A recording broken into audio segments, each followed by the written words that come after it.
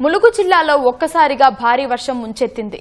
Agency మండలాలు వెంకటాపురం, వాజేడు, మంగపేట, ఏటూరు నాగారం, కన్నాయిగూడెం, తడ్వాయిలో తెరిపి లేకుండా దంచుకొడుతోంది. కుండపోత వర్షంతో రోడ్లపై వరద పెద్ద ఎత్తున ప్రవహిస్తోంది.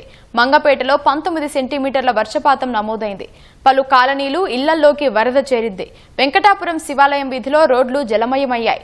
మంగపేటలో గంపోనిగూడెం పెట్రోల్ పంపు, గ్రోమోర్ దుకాణం వెనుక పంట పొలాలు నీట మునిగాయి. ఇవాళ సైతం భారీ వర్షాలు కురుస్తాయన్న వాతావరణ శాఖ హెచ్చరిక నేపథ్యంలో ప్రజలు అప్రమత్తంగా ఉండాలని మంత్రి సీతక్క సూచించారు. ఎగువ నుంచి వస్తున్న వరదతో బొగత ఉధృతంగా ప్రవహిస్తోంది.